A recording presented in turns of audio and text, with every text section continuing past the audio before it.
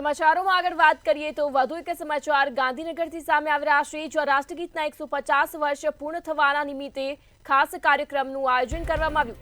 વંદે માતરમ 150ની રાજ્યભરમાં ઉજવણી થઈ રહી છે, ત્યારે ગાંધીનગર જિલ્લા પંચાયત ખાતે પણ ઉજવણી કરવામાં આવી। ત્યારે રાજ્ય સરકારના કૃષિ મંત્રી જીતુ વાઘાણી ખાસ કાર્યક્રમમાં હાજર રહ્યા, જ્યારે જિલ્લા પંચાયતના કર્મચારીઓ પણ ઉજવણીમાં જોડાયા હતા। ત્યારે ઉજવણી પ્રસંગે કૃષિ મંત્રી જીતુ વાઘાણી દ્વારા પણ નિવેદન આપવામાં આવ્યું। ગાંધીનગર ખાતે રાષ્ટ્રગીતના 150 વર્ષ પૂર્ણ થવા નિમિત્તે ઉજવણી કરવામાં આવી।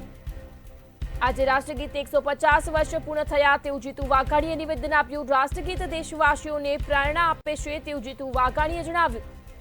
તમામ કર્મચારીઓ પરિવાર સાથે વંદે માતરમ ગીત સાંભળે તેવું પણ તેમણે નિવેદન આપ્યું હતું। શપથો લીધા છે। આપણે સૌ એને અપનાવીને આપણા સશક્ત ભારત આપણા બળ બધા પર ઊભું થાય એ પ્રકારે આપણે સૌ આ શપથને અનુસરીએ। મારી ખાસ જિલ્લા પંચાયતના સૌ કર્મચારીગણ અહીંયા ભેગા થયા છે।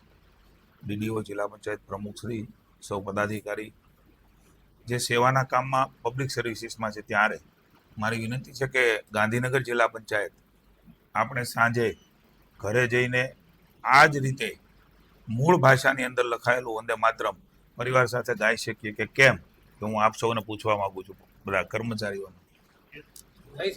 તો જિલ્લા પંચાયત ગાંધીનગર આપણે સૌ પોતપોતાના ટાઈમે આપણો ભાવ વ્યક્ત કરવા માટે થઈ અને પરિવાર સાથે આપણે સમૂહ આપણું આ વંદે માતરમનું ગાન ગાઈએ તો મને એવું લાગે છે કે નવી દિશાની અંદર એક પ્રેરણારૂપ દાખલો આપણા ગાંધીનગર જિલ્લાનો બનશે। સમજો બધા? તો પોતપોતાને તે ભાવથી આપણે બધા પરિવારને ભેગો કરીને જ્યારે સમય મળે ત્યારે રાત્રે સાંજે આ ગીત આપણે ગાઈએ।